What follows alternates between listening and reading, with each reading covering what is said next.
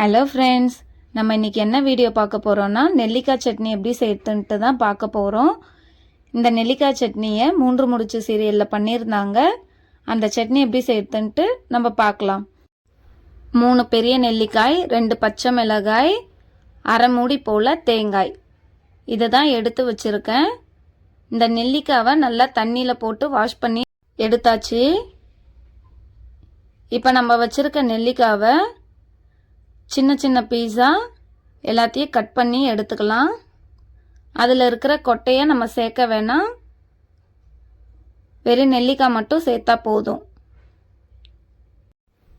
இது போல் நம்மக்கிட்ட இருக்க எல்லா நெல்லிக்காயும் கட் பண்ணிக்கலாம். கட் பண்ணி வச்சுட்டேன்.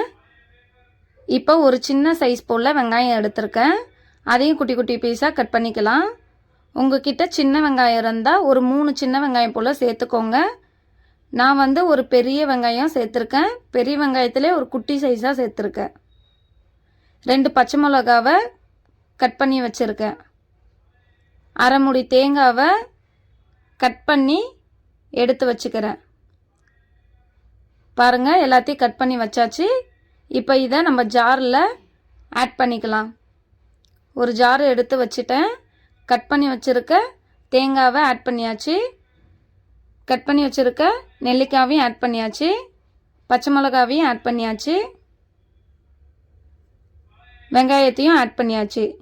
இது கூட புளிக்காத தயிர் கட்டியாக இருக்கணும், 2 டேபிள் ஸ்பூன் போல் ஆட் பண்ணிக்கலாம்.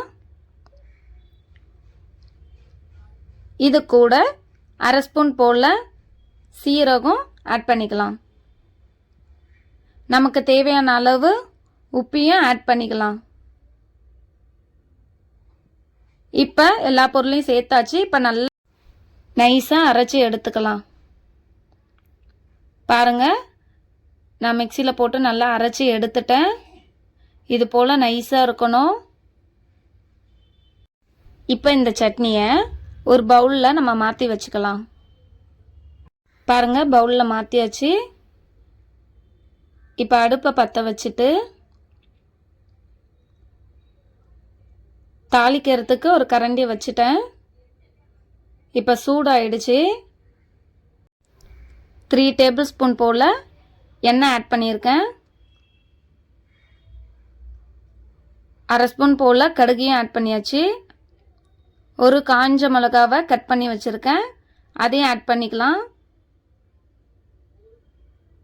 கருவேப்பிலையும் அடுப்பை ஆஃப் பண்ணிவிட்டு ஆட் பண்ணிக்கலாம். பாருங்கள், நமக்கு தாளிப்பு ரெடி ஆகிடுச்சு. இதை அந்த சட்னியில் ஆட் பண்ணிக்கலாம்.